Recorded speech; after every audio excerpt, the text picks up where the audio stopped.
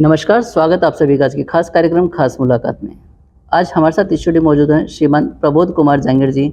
आप अखिल भारतीय जांगिड़ ब्राह्मण महासभा में उप प्रधान पद पर अपनी सेवाएं दे रहे हैं। नमस्कार, स्वागत आपका हमारे स्टूडियो में। बहुत बहुत धन्यवाद। सर, हम आपके शुरुआती जीवन के बारे में जानना चाहेंगे। मेरा नाम प्रबोध कुमार जांगिड़। जी। मेरा जन्म 1 अगस्त सन 1964 को अच्छा। ग्राम गंगेरू, जिला शामली, उत्तर प्रदेश में जी। परम आदरणीय स्वर्गीय श्री फूल सिंह जांगिड़ के यहाँ हुआ। मेरी माता का नाम श्रीमती रामो देवी और मेरे 2 भाई, एक श्री विनोद कुमार जांगिड़ जी। और दूसरे श्री राजेश कुमार जांगिड़। अच्छा। विनोद कुमार जांगिड़ बीच वाले हैं और राजेश कुमार जांगिड़ सब छोटे हैं। जी। हमारी 4 बहनें भी हैं। जी। सबसे बड़ी है, उनका नाम संतोष देवी है। उससे छोटी है, उनका नाम सुरेश देवी है। और उससे छोटी है वो स्नेहलता है। जी। और सबसे छोटी हमारी बहन है, उसका नाम मिथिलेश कुमारी है। अच्छा। इस प्रकार हम जो है परिवार में 7 भाई और बहन हैं। जी, बहुत बढ़िया। सर, आपकी शिक्षा के बारे में बताएं। शिक्षा का जहाँ तक ताल्लुक है, हमने सबसे पहले प्राथमिक शिक्षा अपने प्राइमरी स्कूल ग्राम गंगेरू में ही की है। अच्छा। और कक्षा 8 तक फिर जूनियर हाई स्कूल गंगेरू में की है। जी। उसके बाद हम कस्बा कांधला हमारे साथ ही है, 5 किलोमीटर दूर है। अच्छा। वहाँ पर हमने 9th से और 12वीं तक कॉमर्स साइड से 12वीं पास की। जी। हम पढ़ाई में बड़े मेधावी रहे। जी। शुरू से ही हमने कॉलेज टॉप किया और हम 11वीं में 12वीं में टॉपर रहे सबसे ज़्यादा। बिल्कुल बिल्कुल। और उसके बाद हमने बीकॉम के लिए हम बड़ो, वहाँ से हमारा कम से कम 30-35 किलोमीटर है। अच्छा। घर से वहाँ जैन कॉलेज है, उसमें हमने बीकॉम की पढ़ाई। अच्छा, बहुत बढ़िया। सर, सरकारी सेवा में आपका रुझान कैसे हुआ?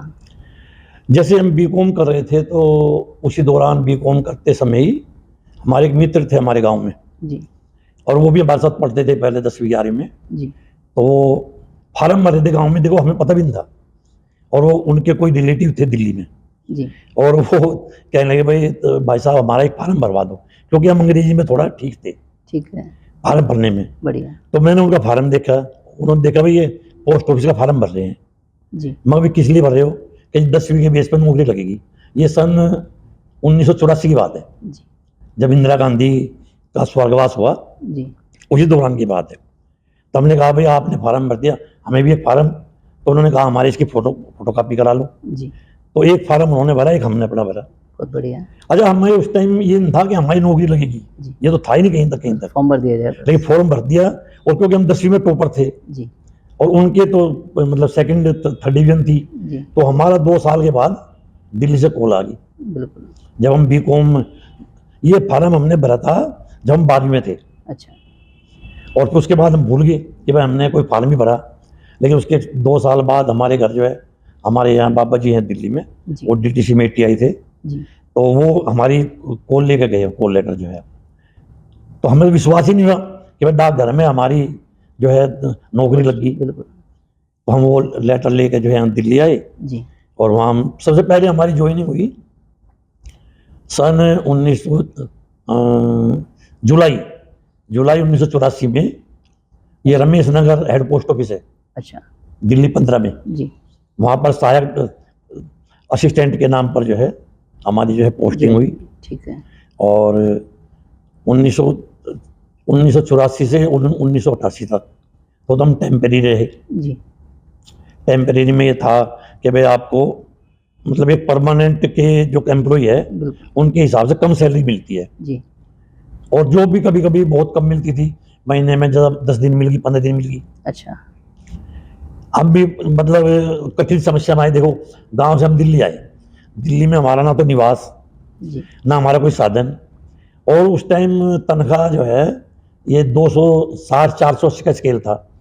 तो महीने में हमें 100 रुपये मिल गए, 55 रुपये मिल गए, 80 मिल गए। जी। तो काम नहीं चलता था। तो हम 85 में यहाँ से छोड़ के चले गए। अच्छा। गांव में चले गए। फिर हमने गांव में एक प्राइमरी स्कूल चलाया।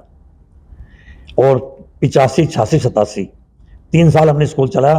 88 में फिर हमारी कॉल गई अच्छा, यही डाक खाने से जो है वापस आई है कि भाई आप ज्वाइन कर सकते हो। तो हमारे बाबा जी फिर लेके गए लेटर। तो उसी दौरान जब हम बीकॉम में थे तो हमारा पटवारी में सिलेक्शन हो गया। अच्छा गांव में हमने पटवारी का फार्म भरा क्योंकि 10वीं में हम टॉपर थे।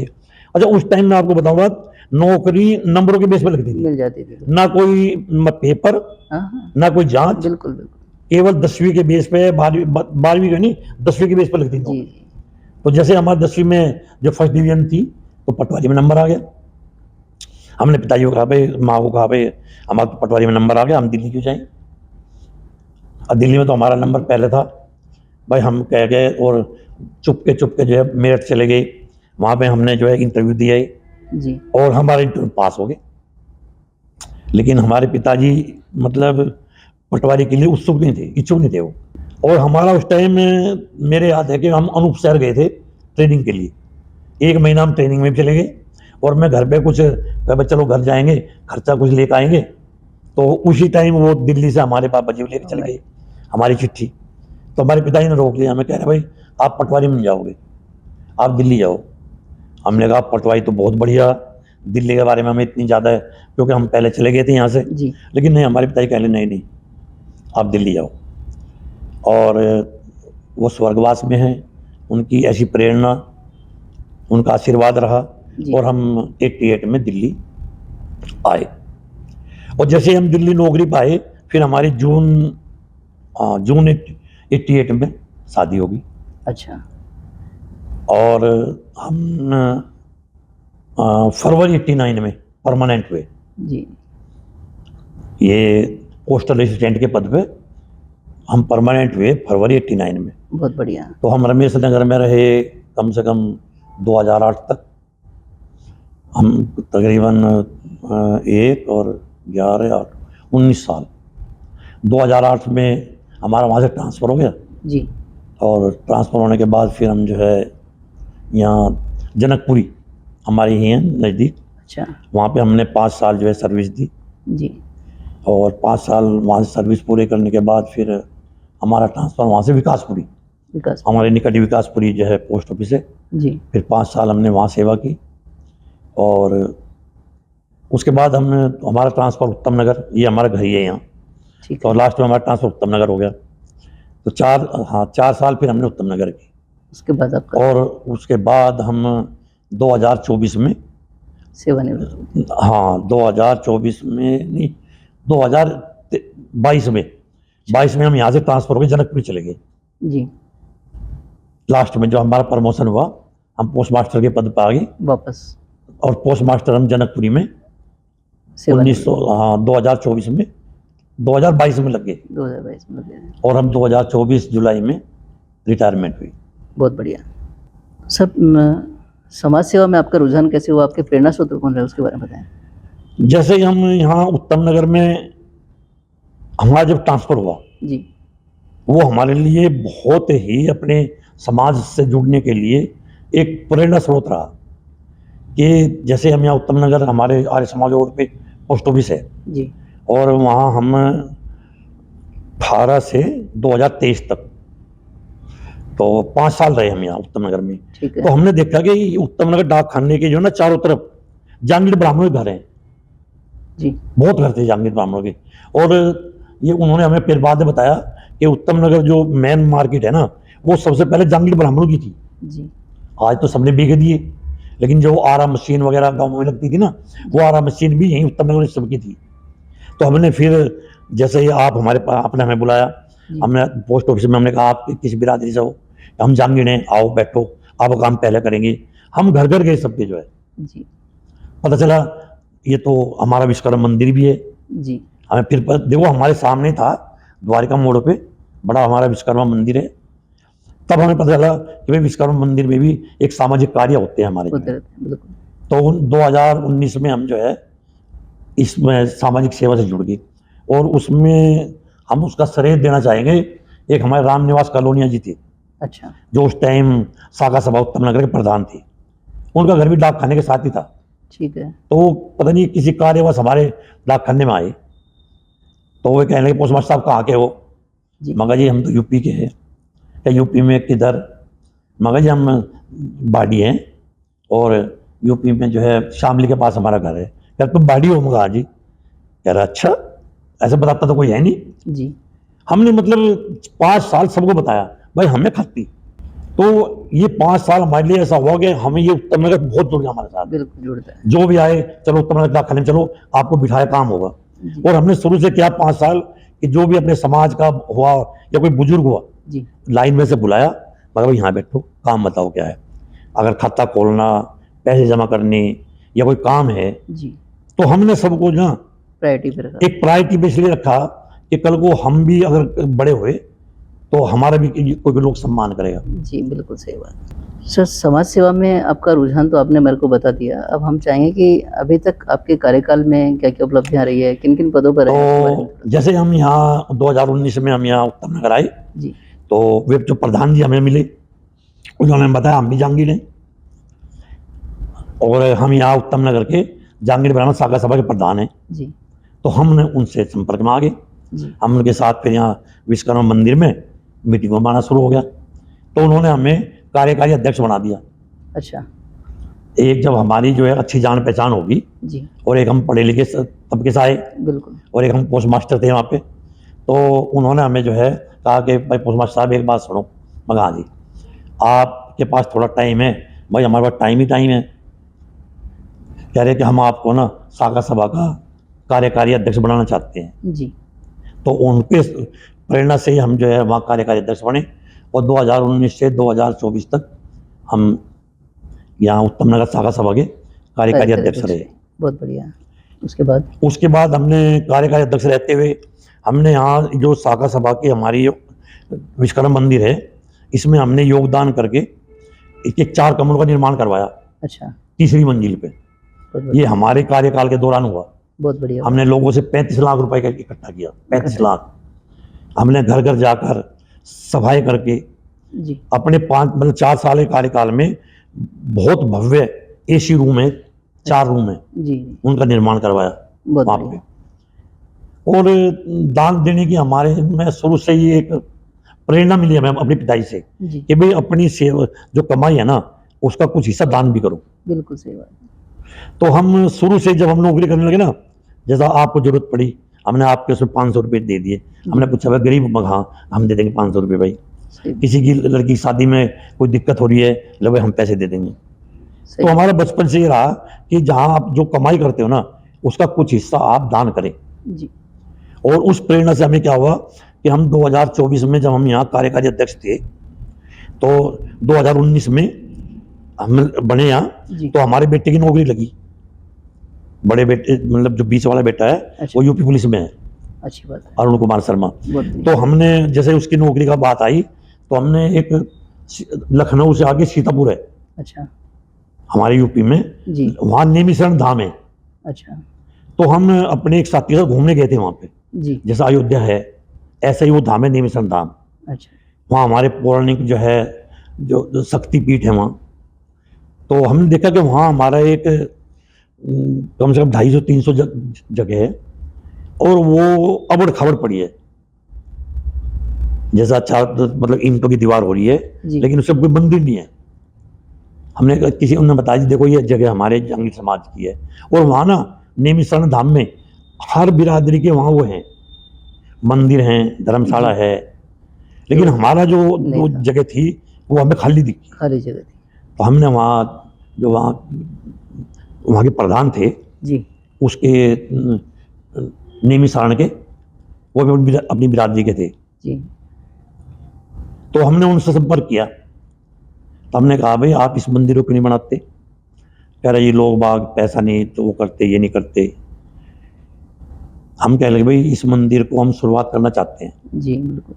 तो हमने उस टाइम 2019 में पहले 51,000 रुपये दिए वहाँ पे, पहला चेक हमने दिया। बहुत बढ़िया बात। और हम उस चेक को लेकर जब वहाँ गए हम जो है नेमिशरण में, जी तो उस मंदिर का पहली ईंट भी हमने रखी।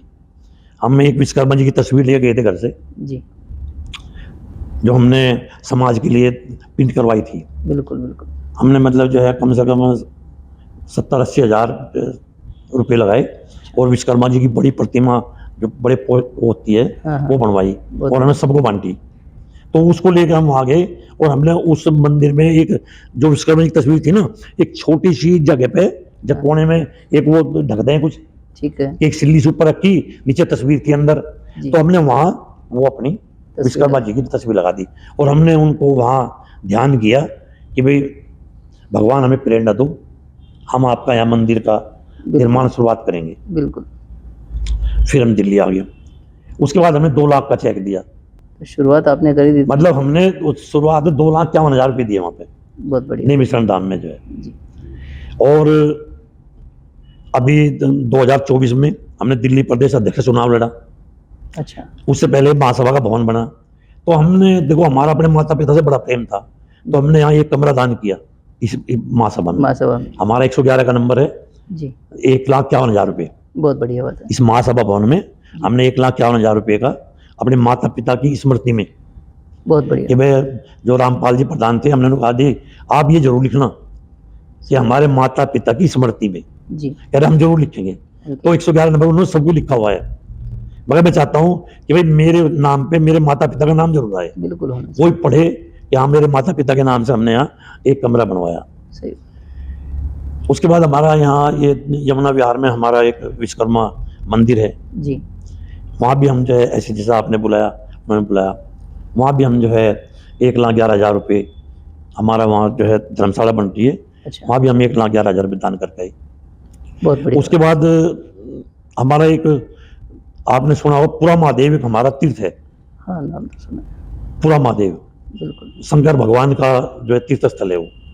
तो जब भी सावन के महीने में जो भक्त जो है जल लेकर आते हैं हरिद्वार से, हाँ हाँ, तो वहीं चढ़ता है। तो वहाँ हमने लोगों ने प्रयास करके वहाँ 600 गज जगह ली। अच्छा, तो जो वो है किसी धाम के नाम थी, परशुराम धाम की, तो उनके जो मठ था उनसे हमने 650 गज जगह ली। जी, तो वहाँ मीटिंग होती रही। तो कोई कह रहा हम 1100 रुपये देंगे, कोई कह रहा हम 500 रुपये देंगे। तो हमने 5-6 मीटिंगों में हम घुमा गए, 150 लोग भी इकट्ठे होते। तो जब लास्ट की मीटिंग में गए तो हम कहने लगे भाई ये तो ऐसे तो मंदिर नहीं बनेगा। तो हमने कहा भाई उनको, वहाँ खड़े हो गए, मगर देखिए अगर आप चाहते हैं मंदिर का निर्माण करना तो 1,11,000 रुपये मैं दूंगा, मैं दूंगा। सबसे पहला नाम, और इस मंदिर की ईंट सबसे पहले मैं रखूंगा। सबने तालियां बजाई और वो 2024 में हमने 1,11,000 रुपये मंदिर में दिया और हमने पहली ईंट हमने रखी। जी, बहुत बढ़िया। उससे शुरुआत हो गई और आगे बन गया होगा उसके बाद। और उससे हाँ, उससे आगे लोगों में हमारी एक जागरूकता ये बढ़ी बिल्कुल। कि हमारा समाज तो बहुत अच्छा है, हमारे समाज में बहुत अच्छे लोग हैं, जी, हम नहीं मिलते। आप आगे आज हम आपने अगर हम आते आप कैसे मिलते। लेकिन हम थे बुढ़ाना, यहाँ से 150 किलोमीटर है, लेकिन मन में थी नहीं भी आज जरूर जाएंगे। जी, और अब घर आए ना तो मिस कहने लगी अब तो तुम आए हो, मगर आज तो बहुत जरूरी जाना। तो अब बात आई है परिवार की, तो परिवार के बारे में थोड़ा सा आप बताएं। हाँ, परिवार में देखिए मेरी एक सबसे बड़ी बहन है, वो कम से कम अभी 72 साल की होगी। अच्छा, वो शामली के पास जो है कुलाना गांव है, वहाँ पे उनकी शादी हुई थी। उनका एक बेटा है, 2 बेटे हैं, एक बेटा दिल्ली पुलिस में है। अच्छा, उससे छोटी बहन बड़ौत है, बागपत के पास ही, जी, वो वहाँ भी आई है। तो उनका जो उनके 2 बेटे हैं और 2 बेटी हैं। तो हाँ, 3 बेटी हैं, 2 बेटे हैं। तो एक बेटा उनका PhD करके अमेरिका में है। बहुत बढ़िया। हमारी बहन का जो छोटा बेटा है अभी PhD बॉम्बे से PhD करी और वो अमेरिका में है अभी जो है। बहुत बढ़िया। और तीसरी बहन हमारी यहाँ अस्पताल में है, अच्छा, अस्पताल गांव है। तो उसका जो है 3 बेटे हैं और तीनों वो इसका एल्युमिनियम का काम करते हैं। और चौथी जो हमारी बहन है वो वहाँ मीत नगर है सादरे में, साथ उनका प्रिंटिंग का काम है। वो जो शाल चद्दर छापते हैं, पेंटिंग, तौलिए तो हाँ वगैरह छापते हैं, बड़े स्तर पर काम उनका। बहुत बढ़िया। और जो भाइयों में हम तो सरकारी नौकरी में ही, मेरे से छोटा है, उसने बड़ौत से सिविल की वो की थी पॉलिटेक्निक से अच्छा, इंजीनियरिंग, और वो उसी टाइम फिर वो दिल्ली आ गई। तो अभी वो द्वारिका में जो है इसमें सेक्टर 14 में रह रहे हैं जी, और वो इंजीनियर हैं गुड़गांव में। बहुत बढ़िया। उनसे एक छोटे भाई हैं, उनका राजेश कुमार है, वो अभी छावला में जो है उनका कपड़े का बिजनेस है। बहुत बढ़िया सर। अब बात आ रही है अपने परिवार के बारे में, तो आपकी शादी और बच्चों के बारे में बताएं। शादी शादी, हाँ ये आपने बहुत अच्छी बात पूछी। शादी तो हमारी, देखो जैसे हम दिल्ली में थे ना, जी और बड़े रोचक मैं आपको बताऊं देखो शादी के बारे में। जी तो हम तो क्योंकि गांव के तो थे ही, अब आगे हम आगे दिल्ली में। तो हम जैसे रमेश नगर में थे, सन 1988 में 89 में तो हमारे परमानेंट हुए, जी और 88 में हम नौकरी पा गए। उसके हम 1 साल बाद परमानेंट हो गए। तो जब 88 में आए थे ना, तो जैसे हम काउंटर पे थे, तो जैसे हमारे बुजुर्ग साथी हैं, जी तो ऐसे हमारे एक भारत मील था, उसमें वो कैशियर थे। वो हमारे पोस्ट ऑफिस आते थे, तो हम उनके पुराने नोट बदलते थे। वो पुराने नोट, उसके कैशियर थे, वो हमें डाकखाने लाते थे और हमको नए नोट देते थे।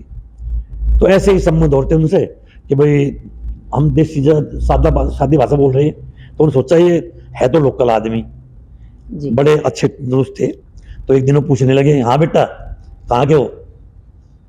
मगर अंकल जी यूपी के। मैं सोच मैं छूट गया पीछा, कह रहे नहीं यूपी में कहाँ के? मगर यूपी मुजफ्फरनगर के। कह रहे मुजफ्फरनगर में कहाँ के? मैंने ज्यादा ज्यादा सवाल कर रहे हैं। तो मैंने कहा उसमें शामली, मगर उसमें शामली। कह रहे शामली, शामली में कहाँ है घर? मगर शामली के पास कांधला, कांधले में। नहीं गाँव कौन सा है? मैं कह रहा सारी, मगर गाँव गंगेरू है। अच्छा गंगेरू के हो? मैं कहने लगा भाई कुछ जानते तो बहुत है भाई ये। तो कह रहे चाय नहीं पिलाओगे? मैं कहा हाँ जी। तो भाई वो देखो अपने साथ में कैंटीन में, क्योंकि वो हमसे नोट बदलते थे, तो हमें रोज चाय पिलाते थे। बिल्कुल जब हम उनके नोट बदलते थे, उस दिन हमें कह रहे आप चाय नहीं पिलाओगे? मैं कहा हाँ पिलाएंगे। हम कैंटीन में लेंगे, हमने चाय पी। यार बेटे घर कब जाते हो? मैं कहा 15 दिन में, 20 दिन में जाता हूँ। यार आप मेरे भी घर आ सकते हो। मगर मैं क्यों आऊँ? हमें ये नहीं पता। ये कह रहा देखो, उद्देश्य क्या है इनका? हाँ कह रहा है सुनो, मगर ये हम तो खाती है, बल्कि हम खाती तो अब कहने लगे हम तो, मगर हम तो बाड़ी है, हम वहाँ पे घर पे जाए। कह रहा हम भी तो बाड़ी हैं। अच्छा मगर आप भी बाड़ी हो? मगर अच्छा जी, तो कोई बात नहीं ना। उन्होंने बताई कि भाई हम तुम्हें कुछ कहेंगे नहीं। यार अच्छा वहाँ से ना कम से कम 13 किलोमीटर दूर है वो, रमेश नगर से करमपुरा। उनके वहाँ सरकारी क्वार्टर था। मैं उनके घर चला गया, तो उनकी बीसी जी भी थी, उन्होंने आपस में बातचीत कुछ करी।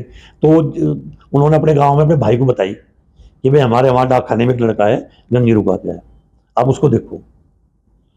तो वे उनको हमारे पास उनको लेकर आ गए। कह रहे बेटे तुम शादी के लिए इच्छुक हो? मैं कहा हाँ जी, हमारे पिताजी जैसा करेंगे ठीक है। और वो हमारे पास से चले गए और हमारे गांव में जाके पिताजी को बोले भाई तुम्हारे लड़के को हमने देखा और हम उसके यहाँ भरे हैं। तो हमारे पिताजी ने उनके यहाँ भर ली।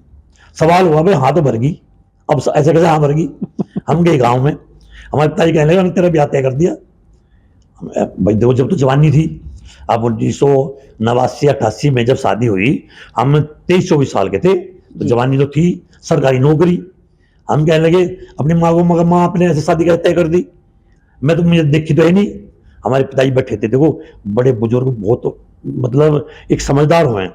यार सुन मैं आप, हमने देखा हमें, और चुपचाप अपना खाना खा, अपनी नौकरी भेजा। जी मगर मैं नहीं आने का फिर।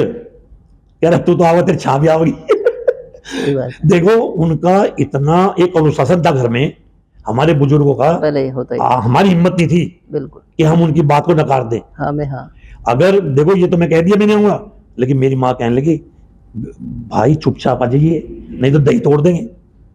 हमारे पिताजी इतने सख्त थे, मजाल कि भाई उनकी बात को कोई इग्नोर। अच्छा देखो जी, उन्होंने मजदूरी करी है, लेकिन अगर हमें पढ़ाई के नाम के पैसे मांगे ना, तो पूरे पढ़ाई के नाम मना नहीं करी कभी भी। जी तो हमारी माँ कहती थी भाई फीस के पैसे मांग ले, तो हम कह रहे बढ़ा के मांग लियो। तो जब हमारे 2 रुपये जाते थे ना, तो हम 3 मांगते थे। तो हमने 3 मांगे तो पिताजी 3 दे दिए। तो हम चले गए काम पे, हमारी माँ ने 1 रुपया ले लिया कि तुझे 1 रुपया फालतू मांगा नहीं मुझे दे। तो ऐसे हमारी माँ काम चलाती थी। पिताजी माँ को पैसे नहीं देते थे, हमें देते थे फीस के नाम के कि भाई तुम पढ़ाई करो पहले। सही बात तो उन्होंने बड़ी गरीबी में जो है और मेहनत करके, जी वो हमारा काम लकड़ी का था क्योंकि हम बाड़ी हैं। और हमारे पिताजी कहते देख भाई हम तो लकड़ी का काम कर ही रहे, हम चाहें कि तुम पढ़ लो। जबकि हमारी आर्थिक स्थिति बहुत ही कमजोर थी। जी उस टाइम देखो जी गेहूं की रोटी तो मिलती नहीं थी। तो गेहूं के हम ऐसे इंतजार, हम तो 7 भाई बहन थे, अब पिताजी को दे 4-5 रुपए रोज कमाना, जी और तो हम लोग रखते थे भाई जब मेहमान आएगा तो गेहूं की रोटी कब बनेगी, जब मेहमान आएगा। तो जो वो उस दिन सब नजर में रहते थे कि जो रोटी बचेगी ना, कि तो हम खाएंगे। आज तो गेहूं की रोटी वैसे मिलती है, उस टाइम में वो दौर था कि गेहूं की रोटी हमें गाँव में नहीं मिलती थी कहीं जो है। सही बात। तो हमारे पिताजी ने बड़ा परिश्रम करके हमें पढ़ाया, और उसी की बदौलत आज हम यहाँ आपके सामने हैं। बिल्कुल सही बात है। तो शादी की बात चल रही थी। हाँ, तो शादी फिर जो है हमारे पिताजी, हम गांव में गए और कह रहे, हमारी माँ कहने लगी देख भाई तो आ गया, कह रहा आवा कैसे नहीं जो है। ये होते होते उन्होंने, मगर तुमने मुझे दिखाया, कह रहा हमने दिखाया बिल्कुल भी। और आप यकीन करो जी, उस टाइम कोई दिखाता नहीं था, ये तो आज का दौर है, सही बात। नहीं तो उस टाइम कोई नहीं देखता था। और उन्होंने, उनका जो चयन था ना, जी देखो हमारे बुजुर्गों का, वो हमेशा बढ़िया था, बिल्कुल, आजकल का हिसाब नहीं है। सारा चला है। और वे बड़ा सोच समझ के हाथ बढ़ते थे। और आज उनकी जो जो तय की हुई हमारी शादी थी, इतना अच्छा हमारी अच्छा गृहिणी चलने है, वाले हैं। उनका नाम कमलेश रानी है। वो मतलब हमारी इस मतलब इतनी सर्विस में सबसे बड़ा योगदान उन्हीं का है। बिल्कुल सही बात है। हमारे परिवार में जो है 2 बेटी हैं और 3 बेटे हैं। तो बेटा बड़ा है, वरुण कुमार विश्वकर्मा है, अच्छा तो उसने कंप्यूटर हार्डवेयर किया पहले नेटवर्किंग से, और अभी वो गुड़गांव में जॉब है उनकी जो बहुत है। बढ़िया। तो उससे छोटी फिर हमारी जो है एक बिटिया थी गरिमा, उससे छोटी सपना। जी तो हमने एक विचार किया पहले कि भाई पहले बिटिया की शादी करो। तो हमने बेटे को छोड़ के पहले अपनी दोनों बेटियों की शादी करी, और बेटियों की शादी 19 साल होते ही हमें सबने कही आप इतनी जल्दी क्यों हो रहे, मगर नहीं, बेटियों की शादी टाइम पे करो। समय पे हो जाए। और हमने उन दोनों बेटियों से 19 साल में करी। उसके बाद बड़े बेटे की शादी करी, दोनों बेटियों करने के बाद। जी और उसके बाद फिर जो बीच वाला लड़का है वो अरुण कुमार है, उसकी 2019 में वो यूपी पुलिस में जॉब लगी। ठीक है। एक तीसरा बेटा है चंद्रशेखर विश्वकर्मा, वो अभी कंप्यूटर साइंस से बीटेक कर रहा है, यहाँ द्वारिका से जो है कंप्यूटर साइंस। कंप्यूटर साइंस से। बहुत बढ़िया बात है। सर थोड़ा सा समय हम ये लेना चाहेंगे कि समाज बंधुओं के नाम आप क्या संदेश देना चाहेंगे? समाज के लिए देखिए, हमारे समाज में हमें कई कुरीतियां नजर आ रही हैं। जी एक तो हम आपस में संगठित नहीं हो पा रहे। हम ये संदेश देना चाहेंगे कि अभी भी वक्त है, विश्वकर्मा समाज को संगठित होना बहुत जरूरी है। बिल्कुल सही। और दूसरे हम एक को चाहेंगे कि कोई ऐसा संगठन बने कि जो मतलब शादी होती है ना बेटे बेटियों की, जी और इनकी वो जो करते हैं ना, परिचय सम्मेलन। हाँ, नहीं काउंसलिंग, जी बिल्कुल। मतलब हम एक ऐसा संगठन बनाए कि जो झगड़े चल रहे हैं ना, कि भाई कोर्ट में जा रहे हैं, ठीक। तलाक हो रहा ठीक है, है, ठीक। हम एक संस्था बनाए जो इनकी काउंसलिंग करे, बिल्कुल और इनको ये मतलब ये प्रेरणा दे कि देखिए रिश्ता बार बार नहीं होता, बिल्कुल। रिश्तों को मत तोड़ो, जिसकी भी गलती हो उसको समझाएं, जी और प्रेरणा से मतलब उसको ऐसी उनकी जो है एक सोच को बदलो जी कि उनको ये पता बताएं कि देखिए हमारे जो बुजुर्गों ने हमें जो इज्जत दी है ना, जी अगर हम उसको बढ़ा नहीं सके तो कम करने का अधिकार हमें नहीं है। नहीं है। बिल्कुल सही। बहुत बढ़िया सर। बात आती है युवाओं के नाम पे भी आप संदेश। और युवाओं के लिए हम ये संदेश ये देना चाहते हैं कि जितने भी हमारे युवा हैं वो हमारे विश्वकर्मा समाज में अपनी रुचि बढ़ाएं, और जो विश्वकर्मा समाज के हमारे जो पिछड़े लोग हैं उनको इसमें संगठन में जोड़ने की कोशिश करें, जी और जितनी हमारे इसमें जो नीचे लेवल में जो हमारे समाज के बंधु हैं उनको ऊपर उठाने का प्रयास करें। बिल्कुल। हमारे 3 बेटे हैं, 2 बेटी हैं। मैं कहता हूं जो संस्कार आप अपने बच्चों को दोगे, जी और बच्चों को नहीं, पहले खुद करो। देखिए हमारी माँ 103 साल की दिल्ली में रही, अभी वो 2000 मतलब जो 23 में उनका स्वर्गवास हुआ, और 103 साल का की तो थी। तो हम क्या करते थे, सुबह सुबह अपनी माँ के पैर छूते थे, तो हमारे बच्चे हमारे पीछे ही। जैसे संस्कार आप बच्चों को दोगे ना, जी बच्चों को एक तो पैर छूना ही नहीं है कि हम तुम्हारे पैर छोड़े, एक वर्जिश भी है। आप झुकोगे तो आपका शरीर भी झुकेगा, बिल्कुल। और जो झुकता है ना वो हमेशा लंबा चलता है, और मिलेगा भी।